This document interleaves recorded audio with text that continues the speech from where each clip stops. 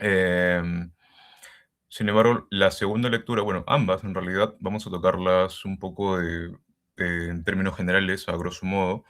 Por eso que también la intención que yo tengo con esto es que ustedes también profundicen en la lectura en estos 2 días, bueno, 3 días que les queda para el desarrollo de su control. Antes de empezar, quisiera yo saber si es que existen algunas dudas, algunas inquietudes que tengas respecto tanto al control como para el curso, si las tuviesen. Este es el momento, chicos, antes de comenzar de lleno con las asesorías de ambas lecturas.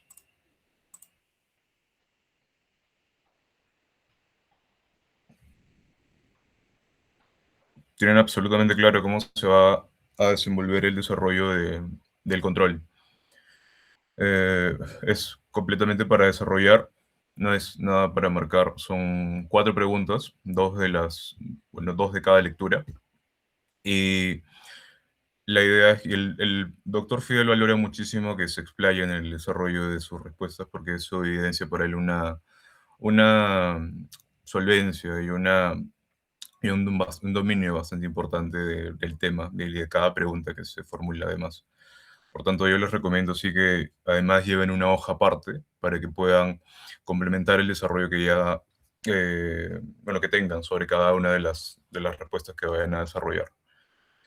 Por lo demás, es probable que también se les planteen casos o que resuelvan las respuestas a través de los institutos de imputación objetiva y subjetiva, mediante alguna tesis de defensa, mediante alguna tesis acusatoria, etcétera. Por eso es importante que en el desarrollo de estas asesorías, si tienen alguna consulta específica respecto a la aplicabilidad de alguno de los institutos que podemos desarrollar, me la hagan saber con total confianza y con completa libertad.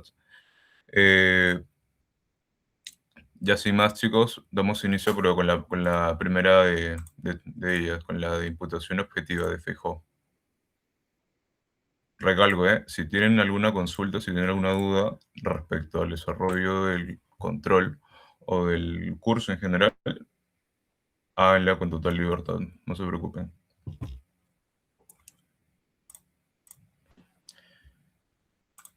Bien, se puede visualizar, ¿verdad?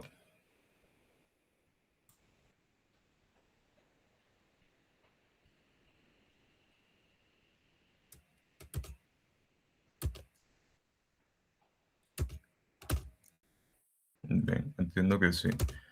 Si tuviesen, como les digo, alguna duda en el desarrollo también de la exposición, de la disertación, eh, siéntanse completamente libres de prender su micro y hacerme la consulta en ese momento antes de que la idea se les escape, para también poder absolverla en ese instante.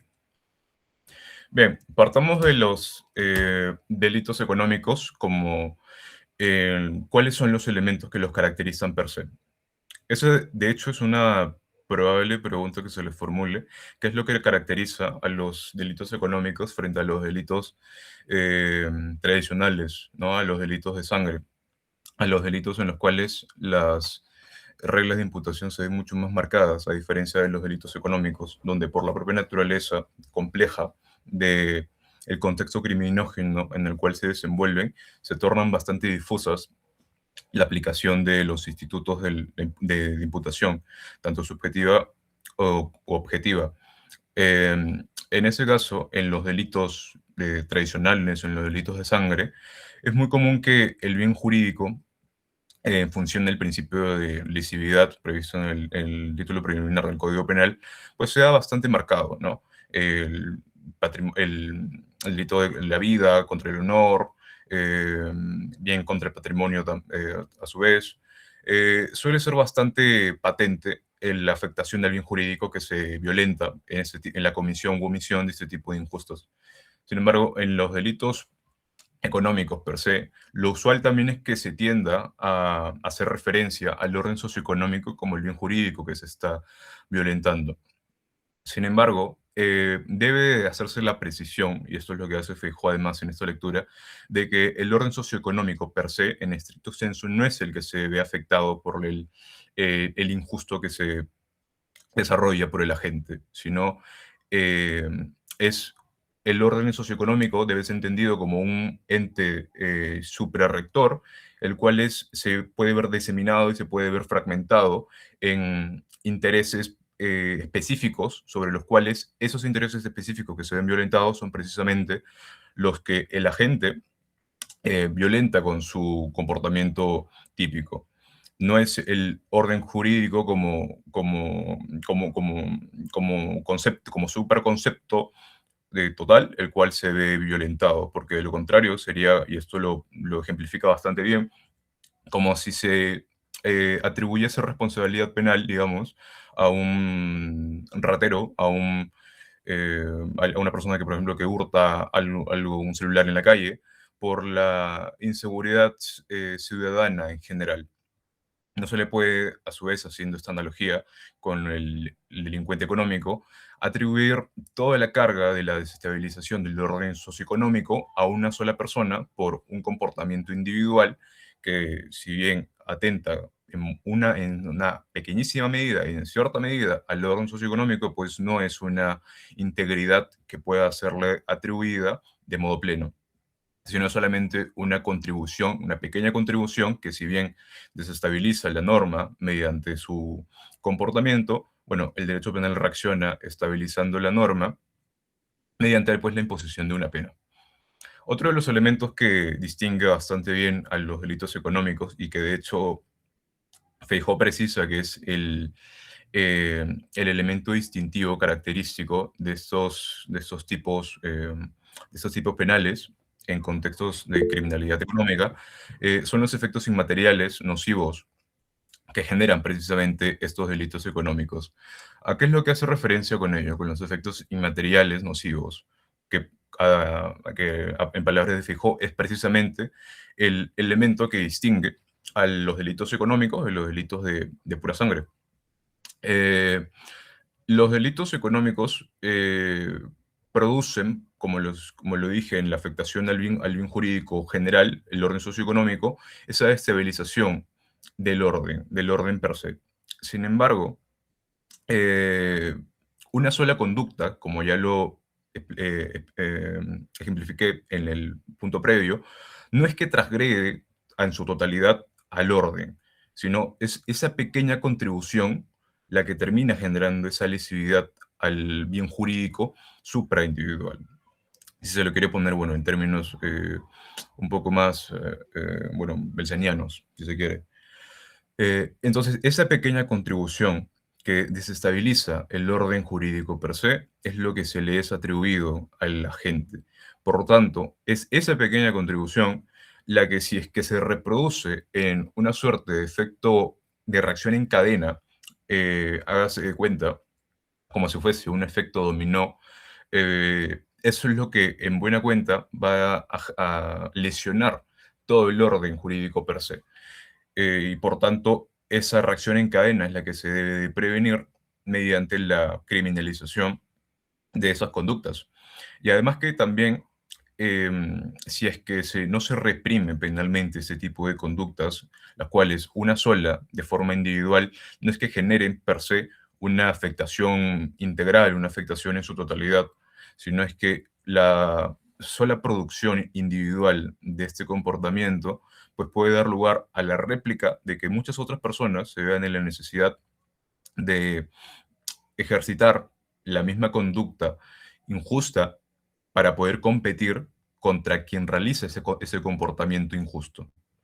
Es decir, que, por ejemplo, pongamos en el caso del lavado de activos, quien obtiene dinero criminal proveniente de una fuente criminal, producto, digamos, de actividades rentables como el narcotráfico, como el, eh, la minería ilegal, delitos tributarios, etcétera, y los ingresan, ingresan estos bienes, estos activos de forma ilícita al ordenamiento jurídico, al sistema económico formal. Quienes quieran competir con ellos no lo van a poder hacer por la sencilla razón de que no están en las mismas condiciones, en las mismas aptitudes para poder ejercitar eh, su mismo giro de negocios que se alinee precisamente a los fines competitivos del mercado. Es por esta razón que este es uno de los elementos distintivos que son incluso mucho más marcados que la afectación del orden jurídico per se. Y por último, este es el más importante, creo yo, el cual distingue a los delitos económicos de los delitos de los delitos de sangre, los delitos violentos, es el concepto de la accesoriedad asimétrica. La accesoriedad per se, si se quiere, muchos recordamos nuestras clases de parte general, en los cuales se hace referencia, ¿no?, a que el derecho penal es accesorio al orden primario de referencia, y es verdad, es accesorio el orden primario de referencia. Sin embargo, ¿qué tan accesoria es esta relación que se establece? Es decir, ¿es el derecho penal acaso una suerte de mera retribución de lo que en el orden primario de referencia es considerado como ilícito, como un ilícito o como una conducta jurídicamente desaprobada? Eh, pues esto no es del todo, no debe ser del todo integrado al juicio de disvaloración penal que se realiza. Eso es, por tanto, es lo que la frase que puso acá. No toda infracción al orden primario de referencia constituye una conducta típica jurídico-penalmente relevante. Eh, por tanto, lo que en un contexto regulatorio extrapenal pueda haberse disvalorado dentro de ese propio orden, llámese, por ejemplo, dentro del orden societario, dentro del orden civil, dentro del orden administrativo, ambiental, regulatorio, si es una conducta que es desvalorada en ese orden jurídico, no es que necesariamente ya esa infracción a a esa ley extrapenal inmediatamente ya sea típica, si es que calza formalmente en la literalidad del precepto legal. Es decir, si es que, por ejemplo, en el texto legal de un tipo, de un tipo penal se encuentra prevista, por ejemplo, en el delito de minería ilegal, y esto lo vamos a ver un poco más marcado en el ejemplo que les quiero poner. En el delito de minería ilegal se menciona bastante bien la función de la autoridad administrativa competente para determinar la ilegalidad de la minería. Es decir, en tanto la autoridad administrativa competente pues determine que en efecto bueno, la actividad minera desplegada en dichas zonas prohibidas, pues no se ajuste a lo regulado por ese orden, ¿es que acaso eso equivale inmediatamente a la comisión del delito de minería ilegal? Pues evidentemente no. Si es que en el orden primario de referencia ya hay una primera infracción, eso evidentemente pues resulta un indicativo bastante grande que la conducta ya es disvalorada ex ante del juicio del juicio de disvalor penal. Pero eso no necesariamente implica que la conducta, como les digo, sea típica.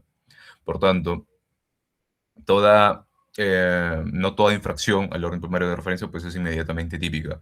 Y ahora, ¿por qué es que se hace referencia a este concepto de asimetría? ¿No? Es algo que puede causar mucho ruido y que de hecho les pido que también interioricen esto bastante bien porque puede ser una de las preguntas que sean objeto del examen. ¿Por qué es que se hace referencia precisamente a la asimetría como concepto? Pues sería simétrica la relación del derecho penal económico en función del orden primario si es que hubiese una relación equidistante entre el derecho penal y el orden primario de referencia. Hay una relación de la misma distancia que les permita atribuir el mismo disvalor de la conducta que está contenido, que ha sido atribuido precisamente por el orden primario de referencia al derecho penal. Pero esto no es así porque, como les dije, hay que trasladar esa infracción administrativa, esa administración societaria, esa infracción ambiental a las reglas jurídico-penales. Es decir, hay que aplicarles imputación objetiva para poder determinar si es que la conducta inicialmente disvalorada, pues evidentemente reviste un significado penal. Si es que no reviste ese significado penal, la conducta no es típica. Es decir, ¿Y cómo se puede determinar este significado jurídico penal de la conducta si es que ya tenemos un primer indicativo de que pues, es ilícita? Eso será desarrollado un poco más adelante, por lo tanto tengamos muy en claro estos conceptos que acabo de mencionar. Hasta aquí, desarrollando estos tres primeros puntos de nociones preliminares. ¿Ha quedado todo claro o tienen alguna duda que quisieran presentarla?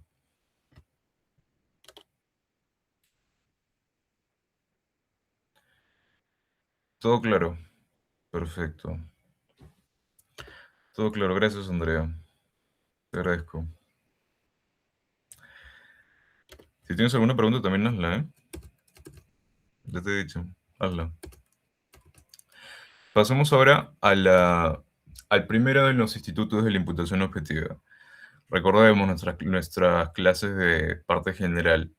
¿Y qué es lo que diferencia precisamente la imputación objetiva del comportamiento, digamos, de los delitos comunes que hemos visto con bastante incidencia, tanto en la práctica como en la doctrina, como en la jurisprudencia, de, eh, que vamos interiorizando ya en nuestra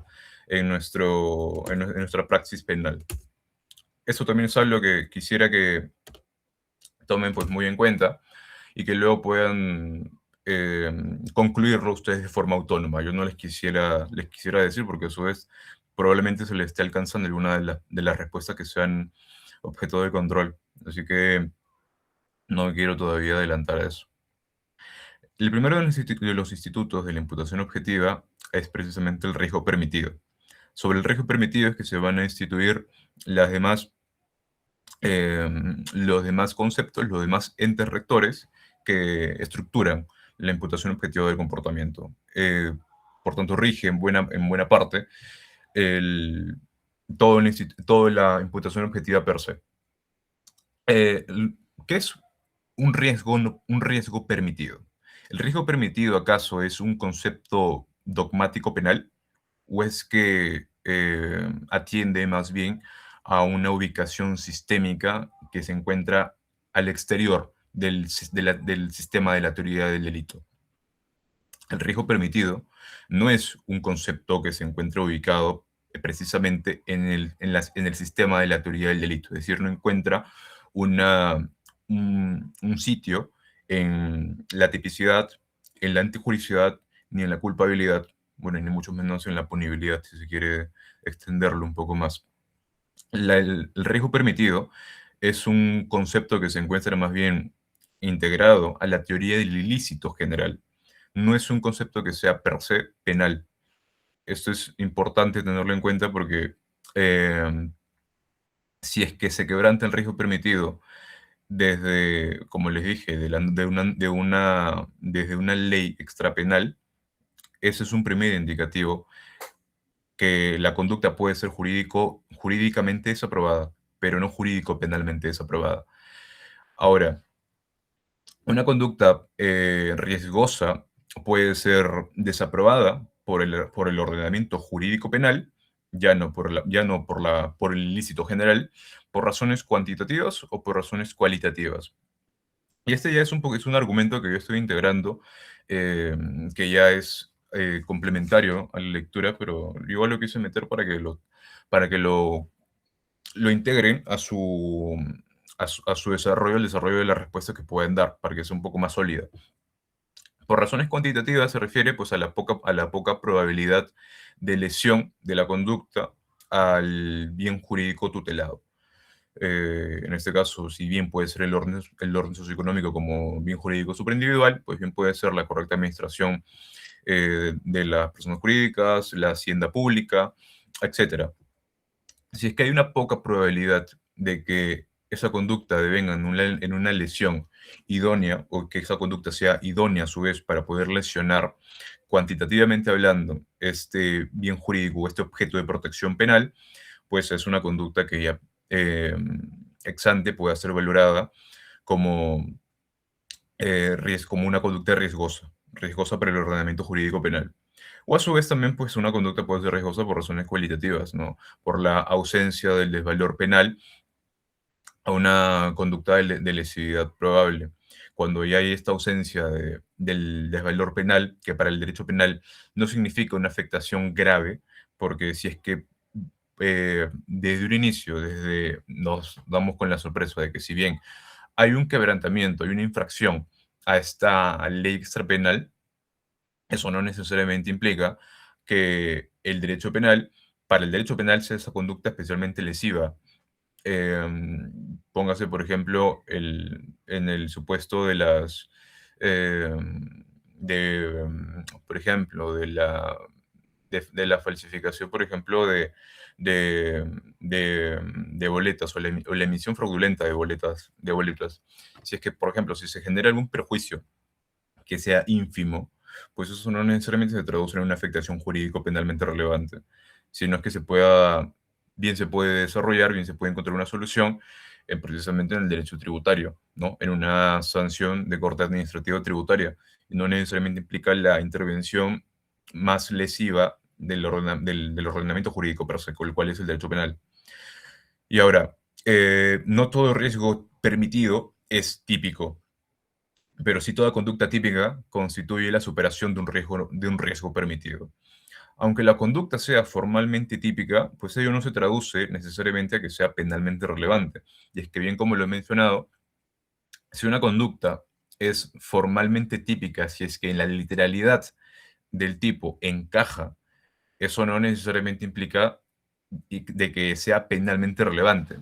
Y es que bien, si es que puede ser eh, típica en la estructura legal, en la literalidad, pues no necesariamente eso significa de que sea disvalorado por el ordenamiento jurídico penal, sino que a su vez, para poder emplear este juicio disvalorativo, es necesaria una remisión a otro tipo de criterios, como criterios de política criminal, criterios de afectación eh, de lesividad general al objeto de protección penal, pero como les digo, la sola eh, literalidad del tipo no necesariamente implica que sea una conducta injusta. Como les dije, puede ser un primer indicativo, pero eso no necesariamente se traduce a que la conducta por sí es injusta. Otro criterio también que se suele aquí incorporar es el ejemplo, por ejemplo, del prejuicio penalmente relevante para poder determinar si es que el ordenamiento penal precisamente disvalora esta conducta que es formalmente típica. Si, por ejemplo, si no se produce un resultado idóneo para poder lesionar el objeto de protección penal, pues la conducta queda allí, en lo formalmente típico y no se traduce en algo que sea de interés jurídico penal. Y bien, una conducta puede ser peligrosa para el bien jurídico, eh, pero pues puede ser a su vez penalmente atípica, como lo dije. Las razones, que ya las sostuve de forma un poco más bosquejada hace un momento, pero específicamente puede ser por razones sociales, es decir, por adecuación social, que la adecuación social no debe ser interpretada de modo similar no debe ser interpretada como un sinónimo al riesgo permitido.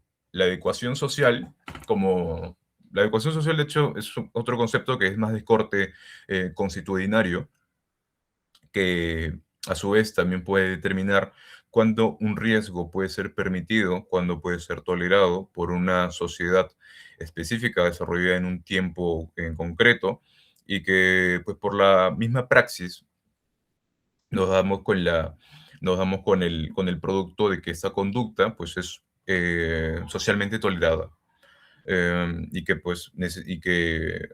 a lo mejor pues requiere de alguna regulación para poder instituirse como un concepto jurídico, ¿no? Pero básicamente eso es adecuación social.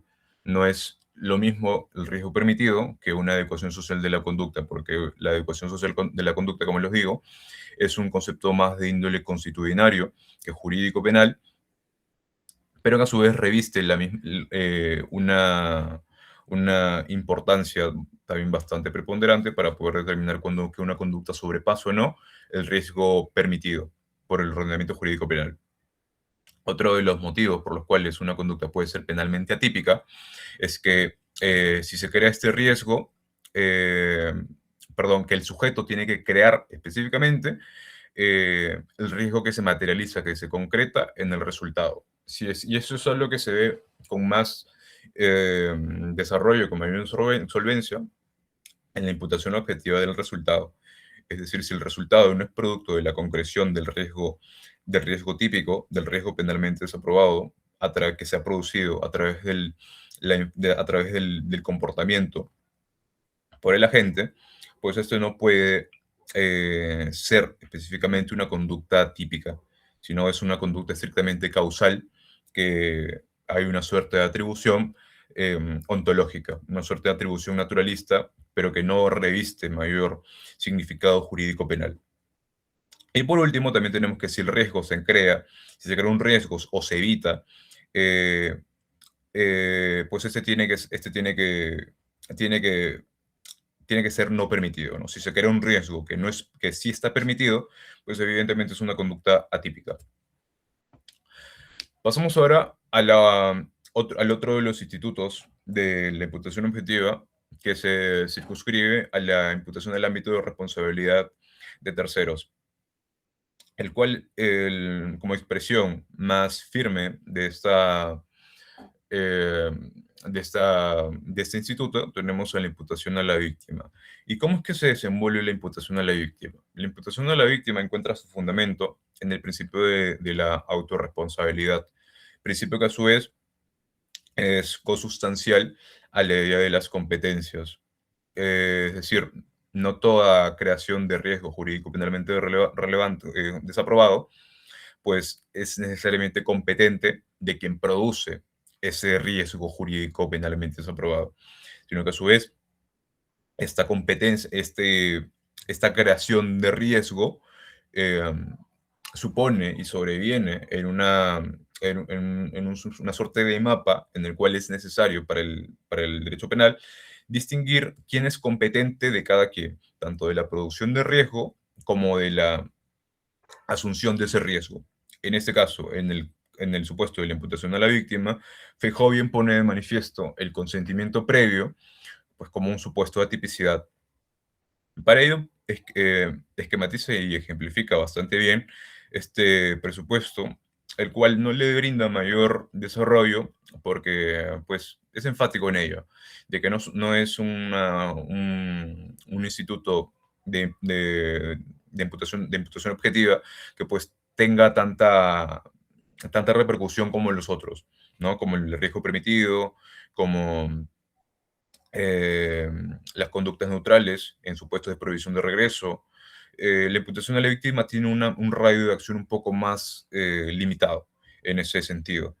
Y para ello, como les digo, que pone el ejemplo y el criterio del consentimiento previo para poder determinar un supuesto de atipicidad. Quien asume el riesgo de forma consentida, pues no se puede justificar la intervención del derecho penal sobre quien crea ese riesgo, porque el competente el competente de ese bien jurídico, pues ha aceptado la producción de ese riesgo.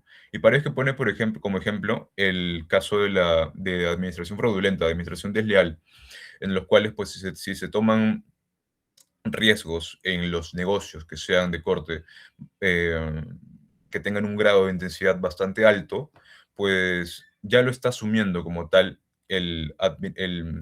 bien sea la Junta General de Accionistas, el directorio, quien sea el órgano supremo que funja como tal.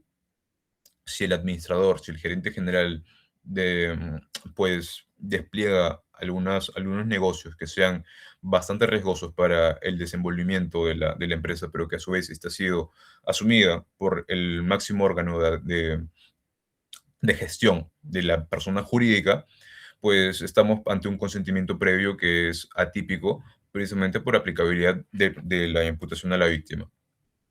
Y bien, pasemos ahora con el principio de confianza, el cual sí es un poco más importante detenernos acá, porque a su vez rige también de forma bastante clara, bastante precisa, no tanto en el plano doctrinario, en el plano de la abstracción que podamos, que pueda suscitar con la lectura, sino que además que funge bastante bien en la aplicabilidad del litigio penal, en la aplicabilidad del propio desenvolvimiento de la función pública, si estamos tanto en la judicatura como en el Ministerio Público. Por tanto, es bastante importante tener bastante definido este concepto de principio de confianza. ¿Es que acaso el principio de confianza opera siempre? Siempre podemos decir que estamos ante supuestos de confianza. Podemos partir siempre de que podemos confiar en la no producción de un resultado lesivo de una persona que se encuentra, bien sea horizontalmente situado a mí, o tal vez que se encuentra verticalmente posicionado respecto a mi posición organizativa dentro de alguna estructura empresarial. Pues esto precisamente son los contornos que se deben delimitar bastante bien. Para ello es que he puesto este mapa, esta estructura empresarial que pueda servir de ejemplo para ello. Opera precisamente el principio de confianza ante la concurrencia de varios sujetos que se desenvuelven en un mismo contexto o en un mismo hecho. En este caso nos situamos en contextos de estructuras empresariales complejas, los cuales hay un consejo de administración, una dirección general, que bueno, casi siempre es fungida por el propio gerente general, y que a su vez esta dirección general, esta administración, es fragmentada o es llevada a cabo mediante otras áreas, ¿no? Como el marketing, como la dirección de producción, como el área financiera, como áreas contables, recursos humanos, etcétera. El de arriba siempre puede confiar acaso en lo que en la producción, en el desenvolvimiento de sus funciones de quien está abajo, pues precisamente no. Si bien el principio de confianza se desarrolla en función y puede operar en función del principio de especialidad, en el cual, pues, en virtud de la cualificación especial de cada uno de los sujetos que se desenvuelven en algún contexto, pues pueden ostentar. Esto no necesariamente implica pues que quien está en la cima o quien está arriba, quien está verticalmente posicionado, superior a quien está abajo, no es que pueda confiar de forma plena en el desarrollo de sus funciones de quien ejecuta las acciones, sino es que tenemos que verlo como una suerte de delegación, porque en buena cuenta eso es el reparto de roles, la delegación, y en esta delegación nos encontramos en una repartición a su vez de deberes. Los que se encuentran arriba, quienes son los delegantes, ostentan deberes de supervisión, control y vigilancia respecto de quienes se encuentran abajo, es decir, quienes ejecutan las órdenes.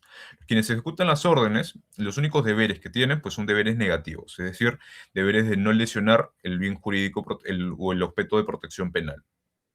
Este es el deber básicamente que tienen quienes ejecutan las órdenes que vienen siendo emanadas por una fuente de arriba. Si es que, digamos, alguien de los dos infringe sus deberes, pues eso da pie precisamente al quebrantamiento, eh, perdón, eso daría pie a una imputación penal. Pero operaría acaso en esos supuestos el principio de confianza, puede el que está arriba aducir razonablemente que ha confiado en el desarrollo del de abajo, pues no.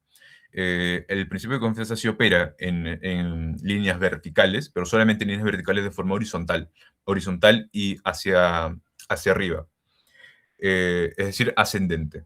No puede operar el principio de confianza en una línea vertical de forma descendente, sino solo de forma ascendente. Es decir, quien está abajo puede confiar de forma razonable que la actuación de la persona que se encuentra al mando de las decisiones, pues ha impartido una orden de naturaleza, eh, de naturaleza acorde a derecho, ¿no? Que no sea una orden de naturaleza antijurídica, sino que más bien es una orden que puede operar de forma plena y que por lo tanto puede confiar en la no producción del resultado lesivo, que es, en definitiva, eh, el deber que tienen, el deber negativo de no lesionar.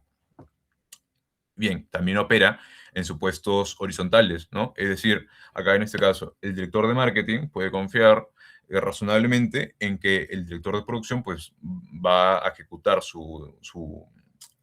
precisamente su desarrollo empresarial de forma correcta, ¿no? De forma proba, que de tal forma de que no lesione los intereses bien de la propia organización ni bien del propio orden socioeconómico y en función al bien jurídico específico que se pretenda lesionar. Eh, por tanto, no todo, en resumen, no todo es competencia de todos, no todo incumbe a todos. Y en función precisamente de este principio de confianza, es que se puede delimitar objetivamente las esferas de organización y es que se puede determinar quién resulta competente sobre cada acción, ¿no? Si es que tenemos un supuesto de, eh, eh, por ejemplo, de algún delito corporativo, por ejemplo, en lavado, ¿acaso se le puede atribuir responsabilidad penal al de marketing por la producción de este resultado lesivo que con mucha seguridad pues ha tenido mayor relevancia el director financiero?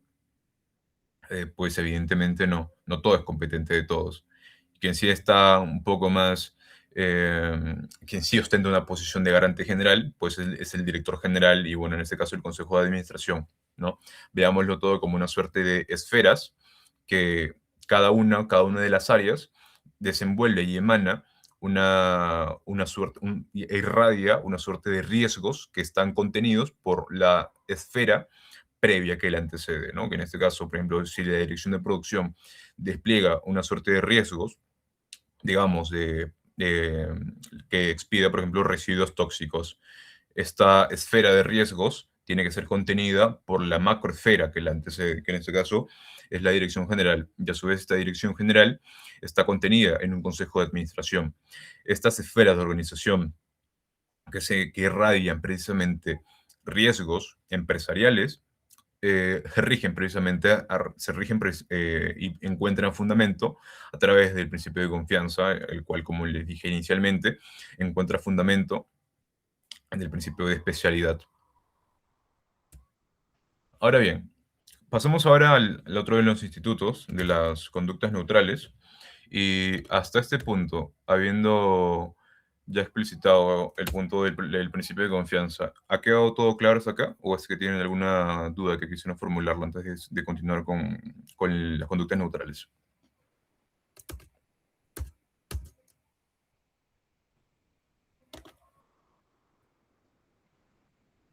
Todo claro hasta ahora, chicos. Bien, mire que si hacen alguna intervención que yo considere valiosa, puede ser objeto a su vez de valoración de cara a alguna calificación extra. Así que ahí se las dejo, chicos. Pasemos ahora al tema de las conductas neutrales. ¿Qué se entiende acaso por una conducta neutral? ¿Cuándo una conducta es efectivamente neutral? ¿Y por qué se le dice que precisamente son los límites, las conductas neutrales son los límites a la participación criminal? Ojo que ya estamos acá en un plano de autoridad y participación. Y precisamente las conductas neutrales es lo que limita y lo que circunscribe la participación criminal en los delitos económicos.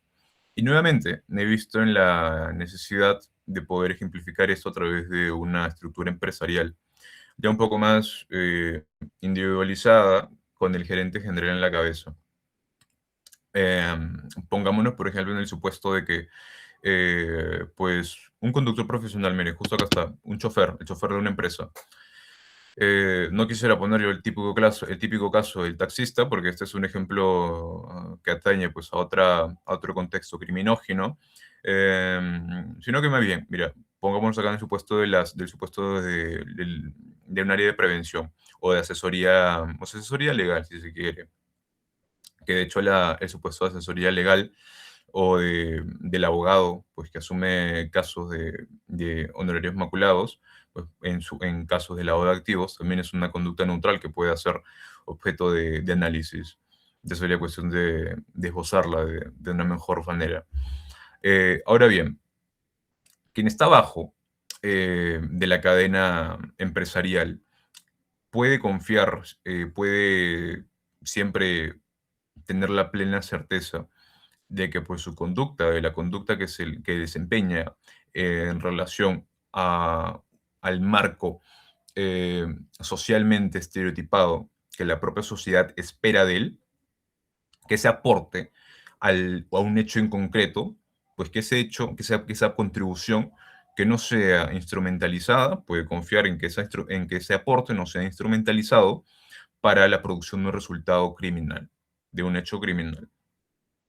Eh, por tanto, digamos que las conductas neutrales en supuestos de estructuras empresariales actúan como una suerte de interrupción al curso de imputación que se tiene, que normalmente se hace, ¿no? Es decir, de abajo hacia arriba, el bottom-up, ¿no? Ya estamos pasando aquí un plano de autoría y participación, pero que es lo usual ante pues, supuestos de atribución de responsabilidad, ¿no? El bottom-up, es decir, siempre se parte de la condición de causalidad, ¿no? Es decir, quien realiza la acción es que pues debe tener mayor preponderancia en la producción del resultado lesivo, pero eso no siempre es así, sino que más bien en contextos de participación, de autoría y participación criminal, lo correcto es siempre establecer eh, una atribución de responsabilidad de arriba hacia abajo, es decir, el bottom down.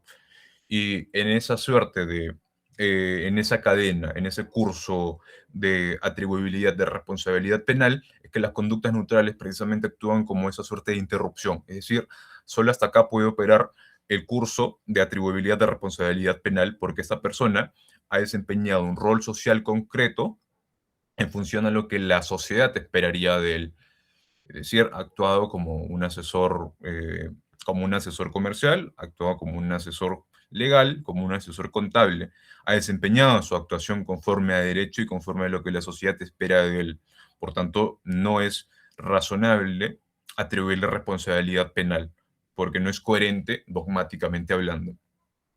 Ahora, eh, esto a su vez también encuentra pues un problema bastante importante, que de hecho es una de las principales críticas que se le hace a la imputación objetiva del comportamiento, que esta crítica de hecho vino desde hace 200 años, cuando, cuando el propio instituto, cuando el propio instituto de la imputación objetiva nació como una respuesta al causalismo imperante de la época, ¿no? Al causalismo de Belzel, y que, pues, en buena cuenta, la imputación objetiva, pues, nació como una suerte de importación del derecho civil. Y como esa primera respuesta que se tuvo fue precisamente, y esa crítica que se le hizo fue esto que les voy a decir. ¿Es que acaso los conocimientos especiales, la imputación objetiva, no necesita de la imputación subjetiva para poder tener un contenido dogmático propio? ¿O es que necesariamente tiene que recurrir a la imputación objetiva para poder solucionar estos supuestos, por ejemplo, de los conocimientos especiales? Es decir, quien está en la base de esta estructura empresarial y que, digamos, en relación a los conocimientos que ostenta, porque no nos podemos hacer de la, no podemos ser esquivos a ellos en muchos de los contextos y precisamente en los contextos de delincuencia económico-empresarial, quienes se encuentran en la cadena, en la base de una orden de naturaleza criminal, pues básicamente en función de los conocimientos especiales que ostentan, pues difieren en que una conducta revista cierta irregularidad, ¿no? Una conducta que puede ser, y esa irregularidad que puede ser, pues, un indicio claro, un indicio patente de que lo que están desarrollando es algo delictuoso. Y ese conocimiento especial, ¿acaso invalida la neutralidad de la conducta? El rol social, lo que se espera de esa persona, eh, si es que actúa evidentemente en función estrictamente al desempeño profesional que debería desarrollar, si es que esta persona conoce un poco más de lo que se le está ordenando, que esta conducta, que este aporte que realice al hecho en concreto pueda revestir alguna suerte de delictuosidad que tenga relevancia jurídico-penal, allí acaba acaso la neutralidad de su conducta. Bien. Para eso Feijóo dice que no. Feijóo es claro en determinar para él en lo que es objeto y lo que va a ser objeto de control. Una cosa es lo que yo pienso, lo que ustedes puedan pensar en relación a este punto, a los conocimientos especiales y que anulen la neutralidad de la conducta, pero Feijóo es que no. ¿Y por qué es que los conocimientos especiales no anulan la neutralidad de la conducta? Pues en principio porque tenemos el principio de mínima intervención del derecho penal, el cual no puede restringir el ámbito de libertad del individuo únicamente por ostentar un conocimiento que no se le es exigible jurídico-penalmente hablando, ¿no? Si la persona actúa dentro de lo que se le es exigible jurídico-penalmente hablando y socialmente, y socialmente esperada, es que el derecho penal no tiene que intervenir allí porque ya está excediendo precisamente de las reglas jurídico-penales de atribución. Si es que excedes de tu conocimiento, de tu conocimiento exigible, pues eso se desenvuelve precisamente dentro de tu ámbito de libertad. Pero no necesariamente ese conocimiento adicional, ese conocimiento que complementa el propio rol social que ya ostentas, tiene que necesariamente revestir delictuosidad de cara a una imputación. Segundo fundamento. En tanto la conducta pueda ser objetivamente neutral, se parte de que la confianza que facilita se parte de la confianza, porque esa confianza facilita como un supraconcepto que precisamente facilita la interacción de los contactos anónimos. Es decir, como lo dije inicialmente, ¿no?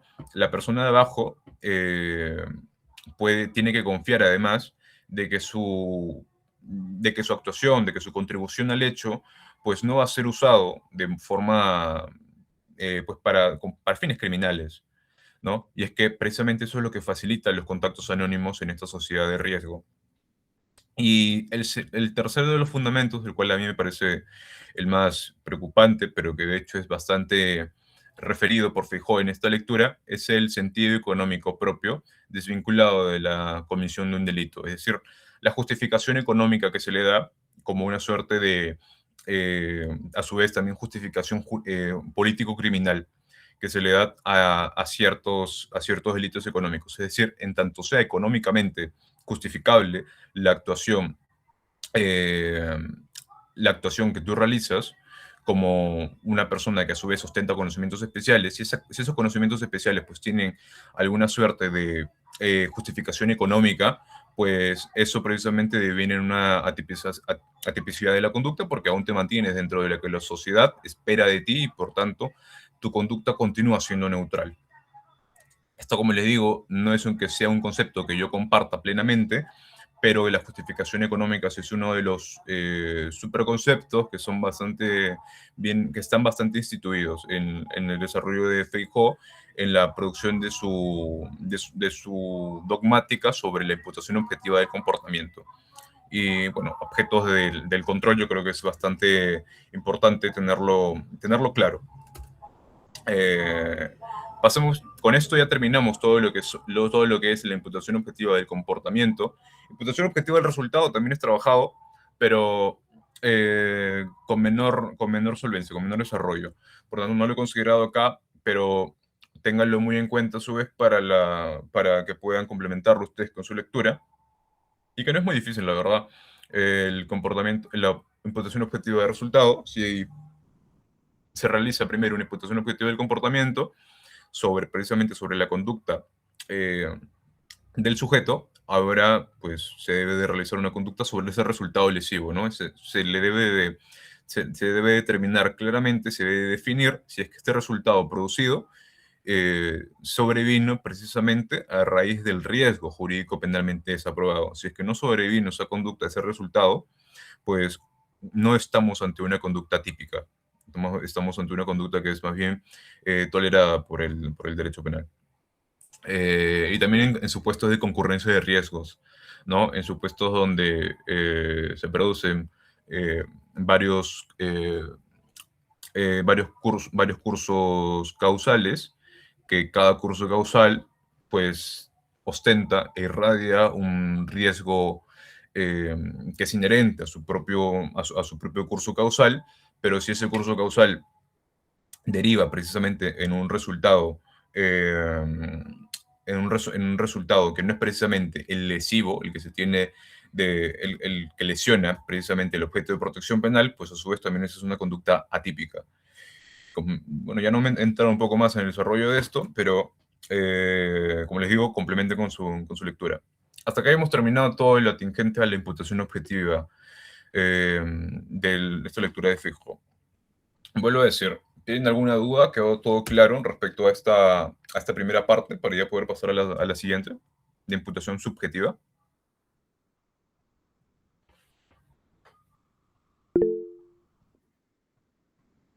Sí, me llamo Franco.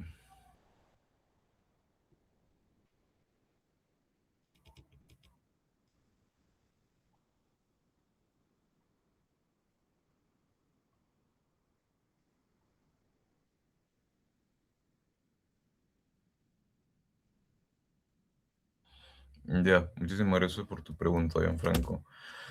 A ver, eh, ambos sí encuentran una suerte de límite a la atribución de responsabilidad penal.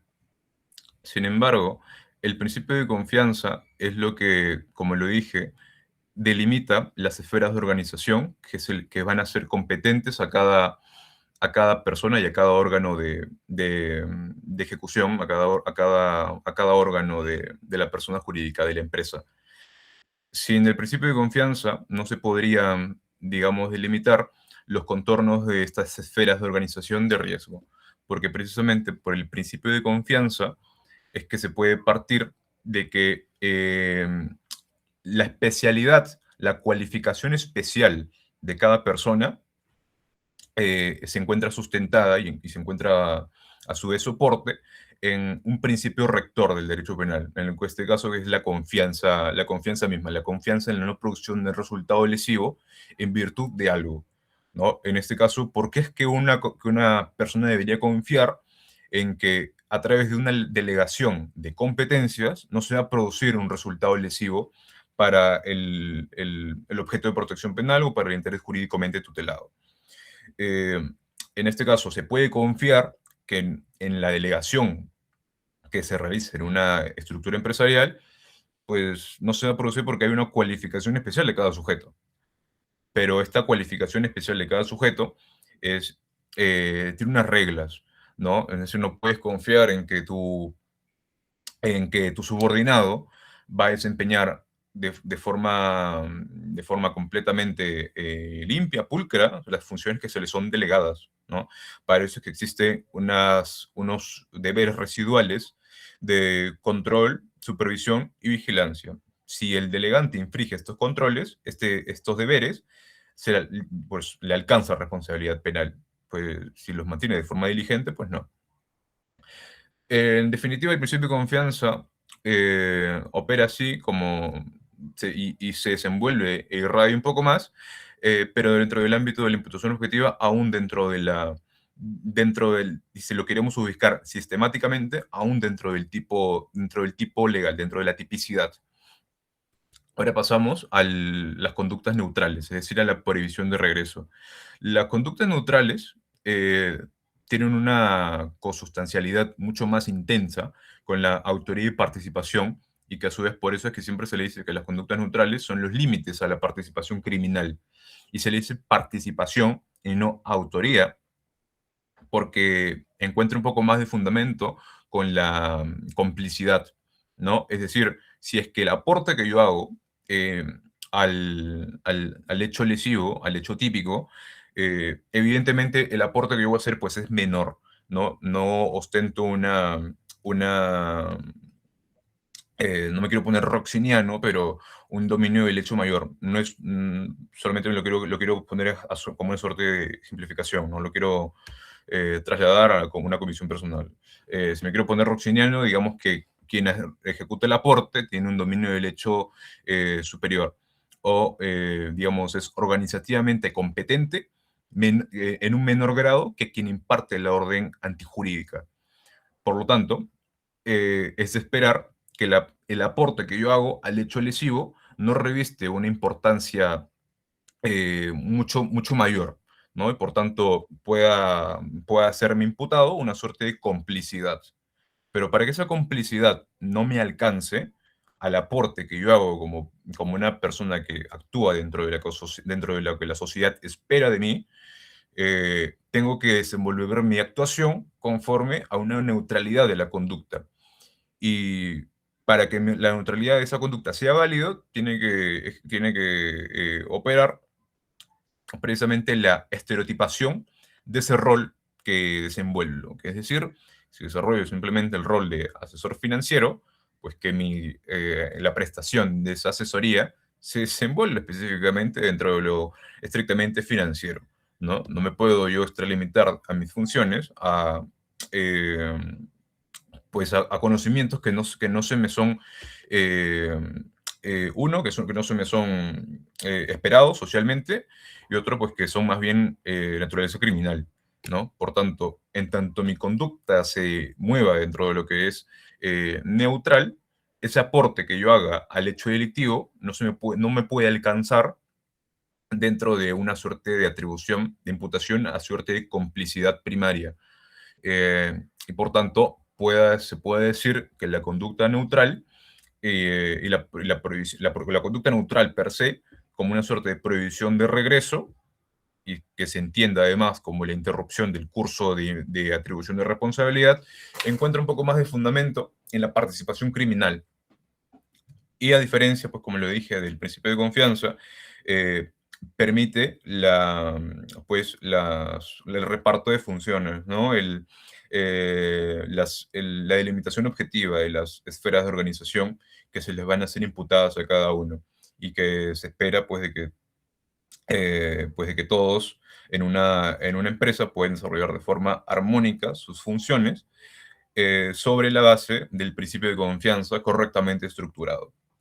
Con esto creo que ya he podido absolver tu consulta, mi estimado Gianfranco. Si te ha quedado claro, pues bien, y si no, pues ten la libertad de hacerme repreguntas.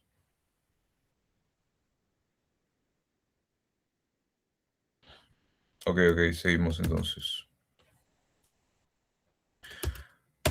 Bien, ahora sí pasamos a la imputación subjetiva. Es un tema que me gusta a mí un poco más, porque de hecho yo me incardino hacia la investigación de la imputación objetiva. Creo que el doctor Fiel lo dijo en una clase. Por tanto, sí me interesa, es un poco más intensificado, pero Feijóo lo desarrolla de una forma un poco más laxa, ¿no? De hecho, estrictamente, si hablamos de imputación subjetiva, solamente desarrolla lo relativo al error de tipo y al error de tipo provocado, la ignorancia deliberada, la willful blindness. Eh, Como imputación subjetiva, dentro de la imputación objetiva, incorpora lo que son las condiciones objetivas de punibilidad como excepción a los criterios y reglas de la imputación objetiva y subjetiva. ¿Qué son las condiciones objetivas de punibilidad? ¿Alguien tiene alguna idea que me pueda servir de punto de partida para poder proyectar el desarrollo sobre ese punto?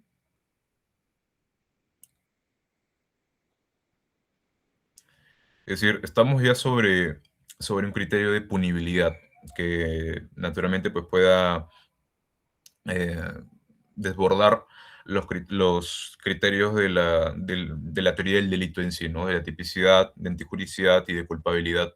Estamos ante un supuesto que excede estos límites. Y precisamente al situarse dentro de este margen de la estructura sistemática de la teoría del delito, se hace imposible que se proyecten sobre estas condiciones objetivas de punibilidad eh, cuestiones relativas al conocimiento, a la intención, aunque la intención no tiene una relevancia jurídico-penal, de hecho tan intensificada como si el conocimiento, ni tampoco hace posible que pueda operar la imputación objetiva del comportamiento en el resultado, precisamente en estas condiciones objetivas de punibilidad. Y porque precisamente se desenvuelve dentro de la punibilidad. Y ahora, ¿qué es lo que... eh, ¿cómo se puede definir esto? Pues, por ejemplo, sírvase de ejemplo para ello los tipos penales aduaneros o tributarios, en los cuales, en tanto se exceda eh, un quantum de regularización específica en, en el tipo legal, porque eso sí tiene que estar contenido dentro del mismo tipo legal, pues la conducta va a ser punible y por tanto va a ser reprimible penalmente. Si es que no se excede este quantum este quantum regulable penalmente, pues la conducta es, pues naturalmente, eh, pues no reviste significado jurídico penal. Y esto se ve un poco más presente en el caso, digamos, los delitos de defraudación tributaria, ¿no? O en delitos aduaneros, en los cuales, si es que no se supera un cierto margen de defraudación tributaria, pues la conducta simplemente se torna como una mera infracción de corte tributario, ¿no? Pero de ahí a que constituya eh, o que revista relevancia jurídico-penal, ojo, no estoy hablando de tipicidad, pues pues es algo completamente distinto, ¿no? Y que esto precisamente, esas condiciones objetivas de punibilidad, determinan uno de las tantas diferenciaciones que se realizan sobre los delitos y las infracciones administrativas, ¿no? Es decir, ¿cómo es que se mide precisamente este juicio de disvalor penal? A través de la idoneidad de la lesividad de tu conducta en relación al derecho penal. Es decir, si es que la conducta que tú despliegas es eh, objetivamente más lesiva que, bueno, otra que pueda circunscribir su radio de acción en otro ordenamiento primario de referencia, como por ejemplo en el derecho tributario, pues la conducta se torna lesiva. Pero si es que tu conducta no sobrepasa, digamos, un límite previsto por el ordenamiento jurídico, por el ordenamiento primario de referencia, o si la sobrepasa, pues ya estamos ante una infracción penal. Pues si no, como les dije, estamos ante una mera infracción administrativa. Y eso también es uno de los criterios que diferencian, por ejemplo, los delitos ambientales de una infracción administrativa ambiental, ¿no? Es decir, en tanto no se supere una, algunos criterios objetivos de contaminación, pues estamos naturalmente, ante una infracción administrativa ambiental, pero no estamos ante un delito ambiental per se, en tanto la conducta desplegada no sea idónea para lesionar el bien jurídico o el objeto de protección penal, o el interés jurídico penalmente tutelado. Este es uno de los criterios que se utilizan para poder establecer la diferenciación entre un delito, a diferencia de una infracción administrativa. Este es el criterio que debería importarles a ustedes para el desarrollo de su control. Y que a su vez, pues eso también es una de las manifestaciones de la administrativización del derecho penal como una suerte de expansión propiamente del derecho penal, ¿no? Que fue abordado ampliamente por el buen Silva, por el buen Jesús María Silva Sánchez en su gran librito, que siempre lo repite el doctor Fidel. Bien, no me quiero detener mucho en esto de acá porque no es muy relevante en función a la imputación subjetiva per se.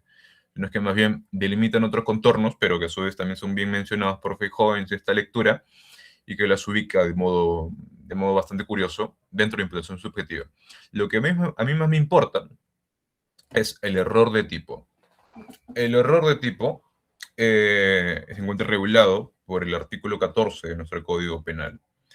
Y sobre el error de tipo es que precisamente se tiende y a nosotros al no contar con una definición per se de lo que se pueda entender como dolo o como imprudencia, es que precisamente a través del error de tipo que uno puede encontrar una suerte de concepto que delimite los contornos de un injusto doloso y el injusto imprudente. Sobre este error de tipo, eh, Es decir, ¿qué es el error de tipo según lo previsto en el artículo 14? El artículo 14 del Código Penal nos dice, perdón, es el artículo 14 del Código Penal nos dice lo siguiente. El error sobre un elemento del tipo penal respecto a una circunstancia que agrave la pena, si es invencible, excluye la responsabilidad o la agravación. Si fuera vencible, la infracción será castigada como culposa cuando se hallara prevista como tal en la ley, es decir, una remisión al número clausus, a los números clausus de los delitos imprudentes. Y bien, es que sobre el error de tipo podríamos encontrar una definición de lo que es un delito, un injusto imprudente sobre precisamente esta definición. Es decir, el error sobre una de las circunstancias que estructuran el tipo legal, este error, si es de naturaleza eh, vencible, estamos precisamente pues ante un injusto de naturaleza imprudente. Pero la interpretación ad contrario de esto nos da más bien una definición de injusto doloso. Es decir, eh, el dolo se proyecta precisamente sobre lo reverso, sobre lo contrario a lo que se contempla como el error de tipo, es decir, el conocimiento en estricto de las condiciones típicas que estructuran el injusto penal. Eh, sobre esto, el error ante ya los contornos bastante delineados del delito económico, que ya hemos dicho que está eh, delimitado en buena cuenta por la norma primaria de referencia y atendiendo además de que la norma primaria de referencia constituye en varios de los casos eh, pues el tipo penal en estricto, si se quiere, ante casos de definiciones de la ley penal en blanco, porque nos va a ser necesaria la remisión al ordenamiento jurídico penal, al ordenamiento primario de referencia para dotar de contenido al riesgo típico que el legislador penal ha previsto, precisamente el error sobre una de estas circunstancias que se encuentra situado en el ordenamiento jurídico penal, en el ordenamiento primario de referencia, da pie más bien a un injusto imprudente, siempre y cuando ese error sea de naturaleza vencible, ¿no? Es decir, si mediante el despliegue, digamos, de criterios como la previsibilidad de la conducta, eh, u otro de los criterios, no como de los que desarrolla Feijóo en otro de sus libros, que ya más bien delimitan los contornos del injusto imprudente a través de la superación o no del riesgo típico y que a su vez este riesgo típico suponga la infracción del deber objetivo de cuidado que se ve expresado en el resultado lesivo y siempre y cuando este resultado lesivo sea producto de la infracción de esta norma objetiva de cuidado que pretendió tutelar con la estructuración precisamente de las reglas objetivas de cuidado, esto se pone en cuenta lo que es un injusto imprudente, en, y que a su vez también encuentra bastante cabida en los delitos económicos. Aunque, como les dije, ante la estructuración de los números clausus en los delitos económicos, eso se ve reducido a, a un radio de acción legal un poco más reducido, un poco más limitado que el de los delitos dolosos, ¿no? Que en buena cuenta el dolo, si se quiere tomar partida por alguna definición, sobre la cual Feijó no la ha hecho en esta lectura, pero ya desde una perspectiva particular, pues el dolo no es más que un juicio atributivo de conocimiento que se va a desplegar sobre condiciones objetivas que determinan precisamente ese juicio de atribuibilidad, como bien lo pueden ser el deber de conocer, la posibilidad efectiva de conocer o la confianza racional en que la producción del resultado lesivo pues no se produzca. Eso para mí es lo que es en buena cuenta el injusto doloso. Feijóo no lo delimita así, pero yo sí lo quiero incorporar a nuestro razonamiento para hacer un poco más sostenible y encontrarle un poco más de soporte a esta conceptualización del error de tipo previsto en el artículo 14 de nuestro Código Penal, que, como les dije, delimita la estructura de la imputación subjetiva per se, y en estos casos de la remisión a la ley penal, a la ley extrapenal, cobra muchísima más relevancia. Ahora bien, ya para pasar al tema del error tipo provocado o a la ignorancia deliberada, la ignorancia deliberada pues no es más que una suerte de búsqueda desesperada de soluciones ante casos en los cuales, ontológica y naturalísticamente hablando, un sujeto se decide voluntariamente pues permanecer en una situación de ignorancia, ¿no? Aún pudiendo disponer del conocimiento necesario que le podría facilitar eh, la salida de ese estado de desconocimiento. Se autopone en esa situación, se autositúa en esa posición de desconocimiento para poder beneficiarse de ese estado. Y producto de eso, pues tiene una representación insuficiente del tipo penal. Esto, como le dijo, son las circunstancias fácticas que componen la ignorancia deliberada.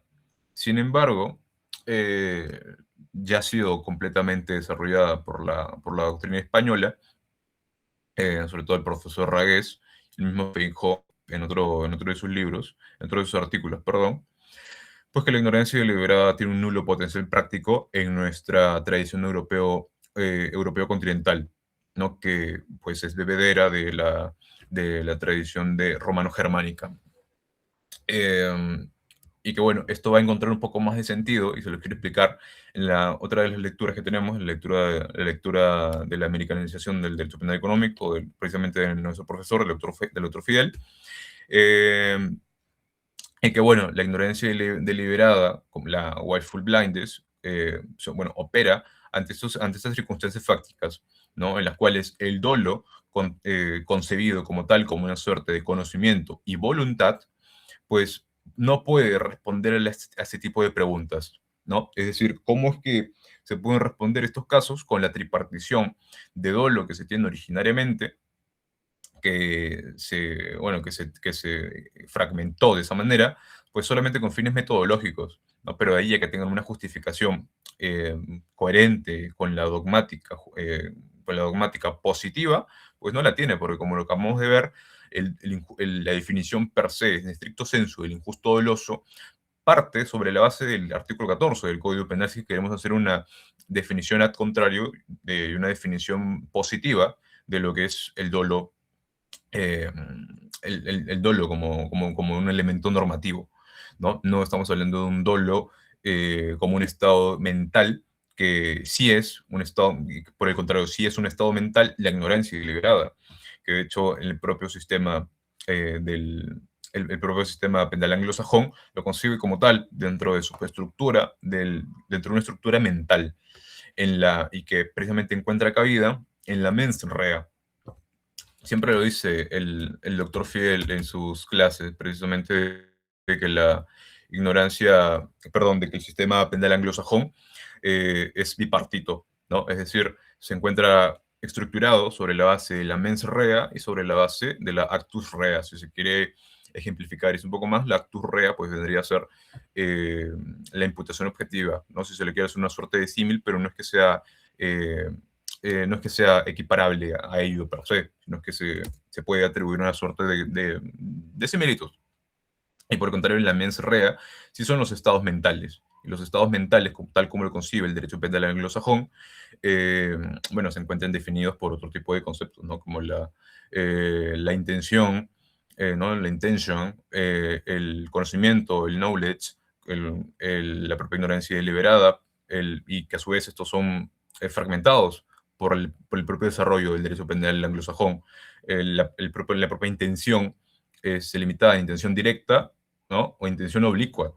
Y uno podría decir, ¿y esto qué tiene que ver con nosotros? ¿Esto qué tiene que ver con nuestra tradición europeo continental? No tiene que ver nada. Pero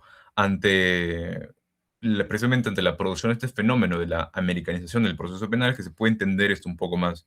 Y esto me sirve, me da cabida para poder conectar lo que les acabo de decir con la otra lectura, con la lectura la otra lectura, objeto de control, que va a ser la lectura del doctor Fidel. Pero hasta acá, quiero consultarles. ¿Ha quedado todo claro o tienen alguna duda que quisieran formular?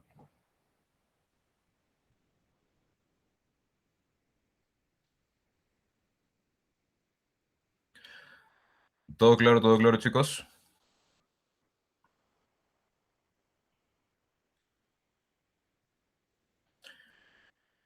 Miren que le puede venir bien tranquilamente una pregunta de puntuación subjetiva específicamente de la Willful Blindness. Si se quiere el caso Messi, que creo que es el caso Messi el que expuso el doctor Fidel en la última clase, ¿no? No sé si lo conocen, si lo dominan. El caso este de la autopuesta en esa situación de desconocimiento por parte de Leo Messi ante la imputación que le hizo la Hacienda Pública la defraudación de los tributos que se dejaron de pagar, ¿no? Como esa defraudación que se hizo a la Hacienda por la tributación en los paraísos fiscales. Sobre eso podría ser a su vez materia de control. Les voy advirtiendo para que lo vayan estudiando.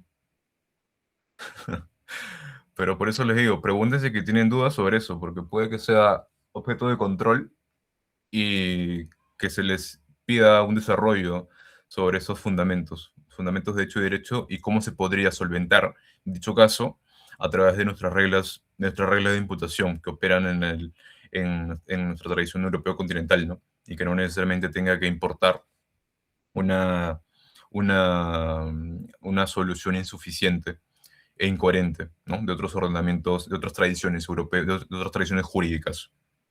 Pero bueno, como entiendo que ha quedado todo claro hasta ese punto, voy a pasar a la siguiente lectura. Como les dije, la siguiente lectura, si no me quiero detener tanto, porque quizás sí se las quiero dejar un poco más a ustedes, para que puedan explorarla de forma más intensa. Pero básicamente es esto, el fenómeno, porque se les quiere como fenómeno per se, a la americanización del derecho penal económico, porque las sociedades postindustriales, pues, buscan, de hecho, la integración supranacional, buscan también globalización económica. Y el derecho penal específicamente, pues no es ajeno eh, a esos fines de naturaleza sociopolítica de los organismos intergubernamentales y nacionales a su vez.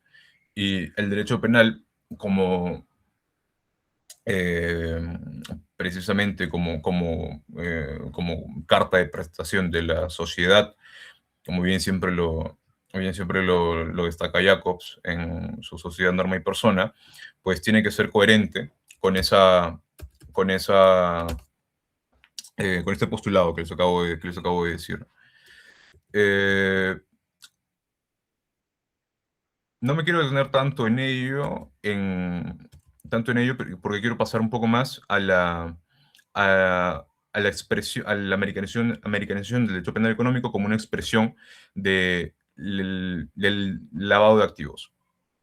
¿Cómo es que surge por primera vez el lavado de activos? El lavado de activos podría remitirse a su producción originaria de regularización en la Ley de Secreto Bancario, la Bank Security Act de octubre de 1970, en la cual pues Estados Unidos, eh, ya posicionada como uno de los países dominantes del primer mundo, pues buscaba expandir eh, y buscaba controlar la represión eh, precisamente de la inserción de los activos criminales al circuito económico formal. Pero para eso, específicamente le preocupaba la, la no cooperación bancaria de las sociedades offshore, es decir, de los paraísos fiscales, no como de Panamá, de Belice, de las Islas Caimán. Ante esta suerte de no cooperación de estas sociedades, de esos paraísos fiscales, de estas sociedades, de esos eh, eh, países offshore, sociedades offshore, es que surge esa preocupación de Estados Unidos para poder regular ello precisamente. Y es que nació así, en la administración del presidente Nixon, en octubre, como le dijo, en octubre del 70. Y ese es un primer momento de esta expansión antilavado, de buscar una suerte de cooperación, de que estos países y los bancos que se encuentran dentro de estos países pues puedan cooperar un poco uno, a la evasión fiscal y otro pues a la transparencia de las operaciones económicas que se desarrollaban en este país, que a su vez sean comunicadas debidamente al Tesoro Público estadounidense. Eh, Esta ley, la Bond Security Act, luego es reformulada ya en el gobierno de Nixon en el 80. Eh, se da con la preocupación ya del contexto de narcotráfico internacional, eh, producto si bien del cártel de Medellín, los cárteles colombianos de Pablo Escobar, los cuales pues no se hacía sostenible de que estas ingentes cantidades de dinero ingresaran de forma irregular, de forma criminal a su vez al ordenamiento, al orden financiero, porque esto ponía en una situación de desventaja a los empresarios, a los competidores que desempeñaban su giro bancario, su desarrollo bancario, pues de buena manera, ¿no? Y no les resultaba justos competitivamente hablando.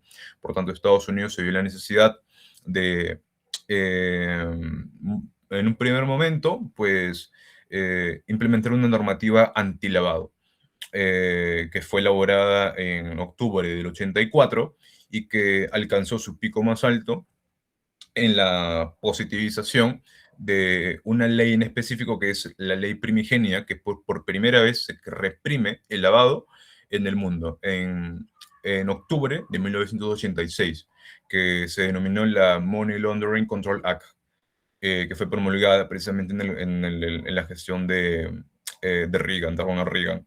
Y llama mucho la atención que sea promulgada y que sea producida en el 86 y que 2 años más tarde, en el 88, se produzca la Convención de Viena, la Convención contra el tráfico ilícito de estupefacientes y sustancias psicotrópicas.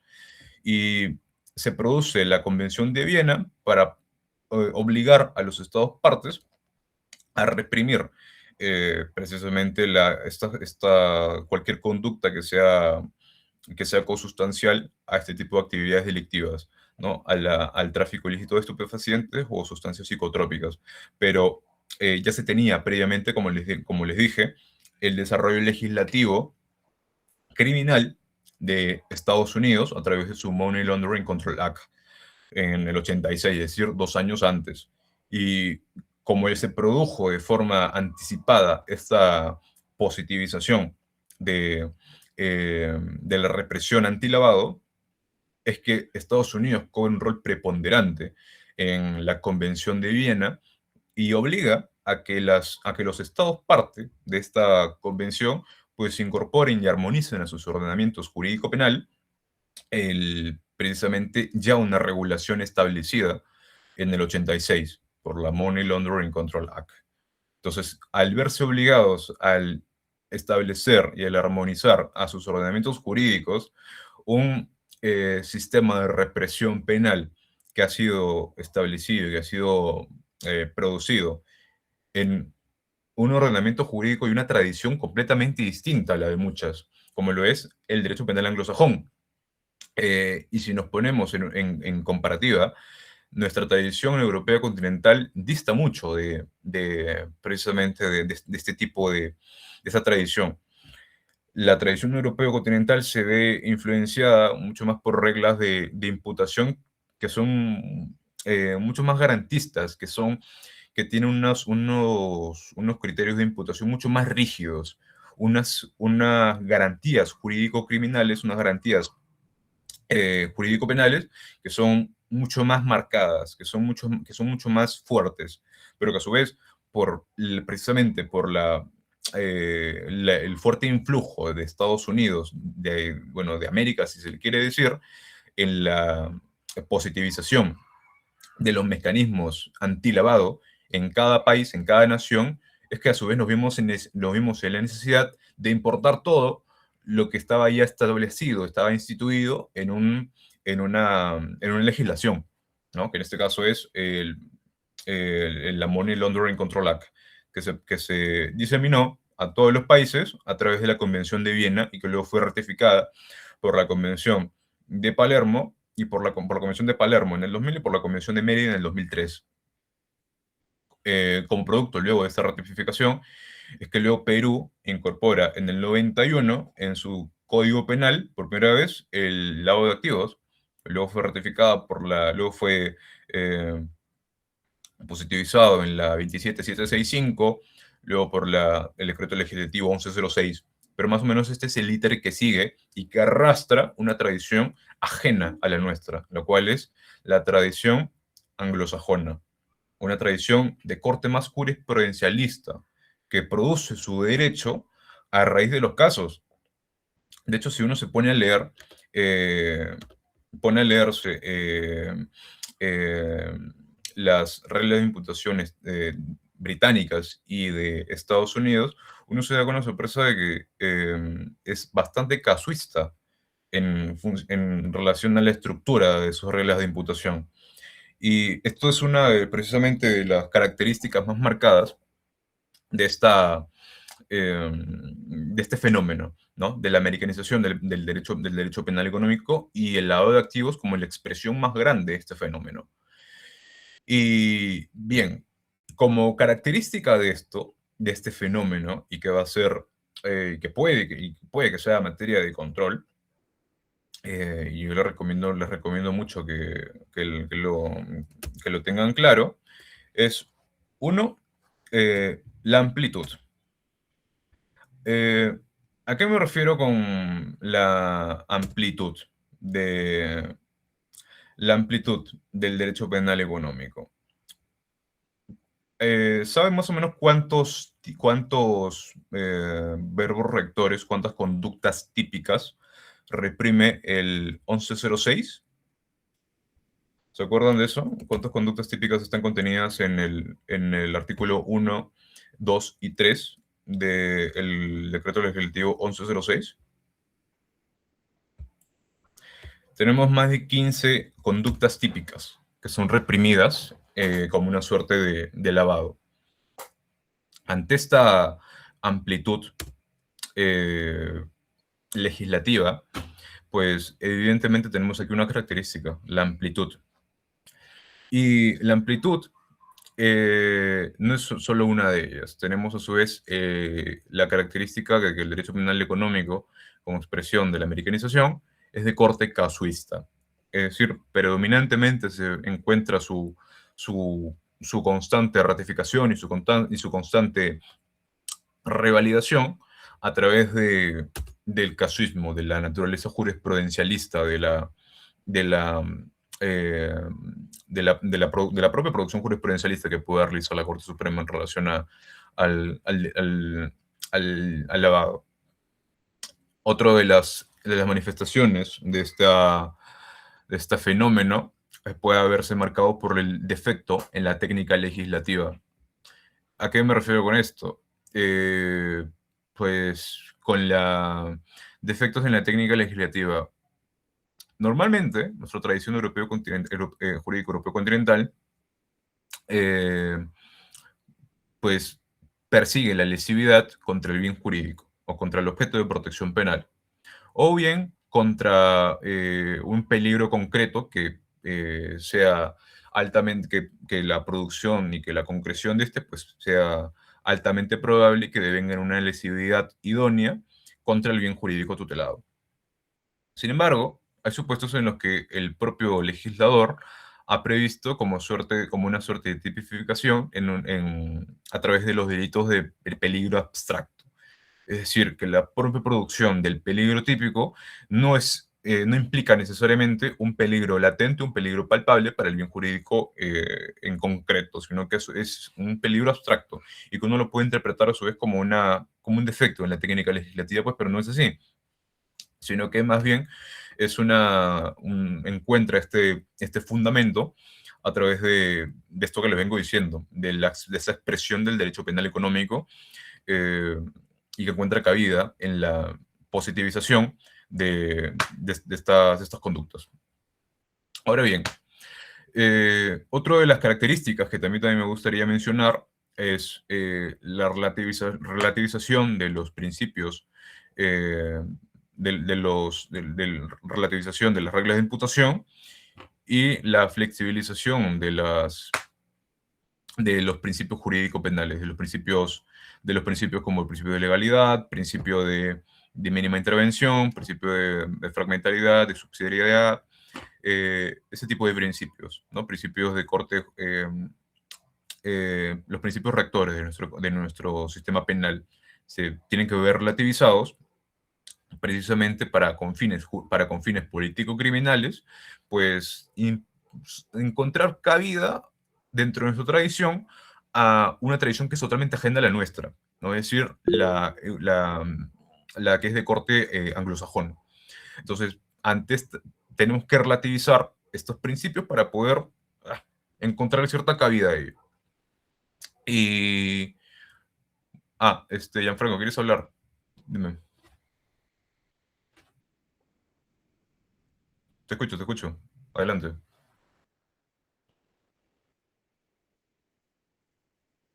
No, no, sobre esto no he preparado una diapositiva porque quiero, como les digo, que sobre esto que ya ustedes lo complemente con el desarrollo un poco más pleno de su lectura, pero que bueno, básicamente les estoy diciendo gran parte de la, de la sustancia de la misma. Así que eh, si han prestado atención a lo que les acabo de decir, tienen ya básicamente cubierto un 80% de todo.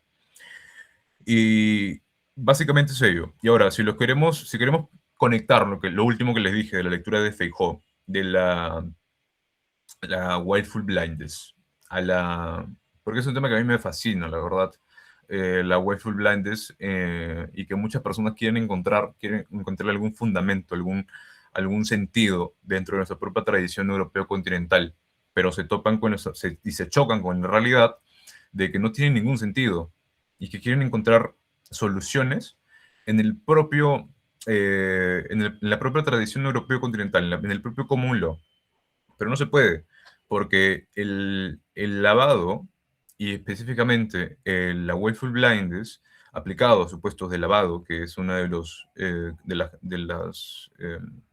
los casos más palpables y con mayor repercusión en esta peligrosa teoría, en esta peligrosa doctrina, eh, encuentra mucho más cabida, ¿no? Y le quieren buscar soluciones eh, de corte normativista dentro de nuestro propio sistema.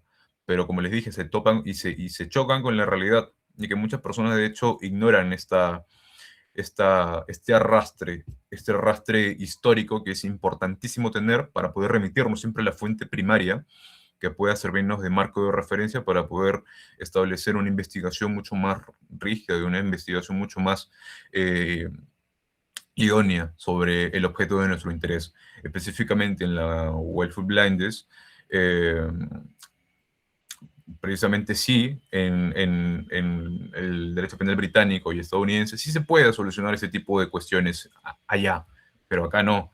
Es decir, si se quiere, si una persona se autositúa en una situación de desconocimiento, el derecho penal tiene que extraer normativamente hablando el significado comunicativo de esa acción.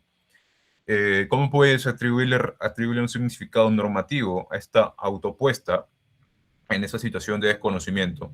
Algunos autores, como Jacobs, como Pavlik, tienden a atribuir el concepto de indiferencia, ¿no? Es decir, uno es indiferente y por lo tanto, como es indiferente, eh, pues demuestras un total desdén, un total rechazo pues al bien jurídico, al objeto de protección penal, y por tanto tu conducta es dolosa. Entonces ya no necesitamos de la willful blindness, sino que nuestra propia tradición, nuestra propia doctrina de la indiferencia te da una respuesta a ello, pero bueno, a efectos personales les digo que esa para mí no es una solución. Y como les digo, si es que queremos solucionar los problemas de ignorancia deliberada eh, sin atender a la propia naturaleza de corte jurisprudencialista, que tiene una deficiencia en la propia técnica legislativa, que los tipos penales son bastante amplios, que el derecho penal tiene que ver relativizada su regla de imputación, y tiene que flexibilizar sus criterios de sus fines político-criminales, no ya le encuentra significado a esta peligrosa teoría.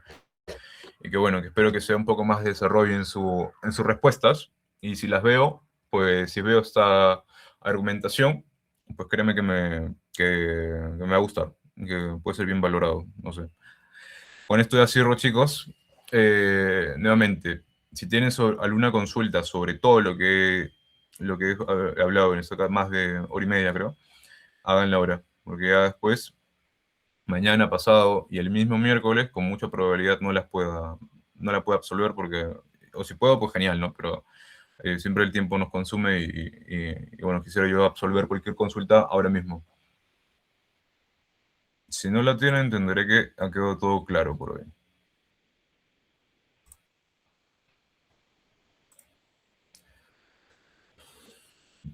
Todo claro.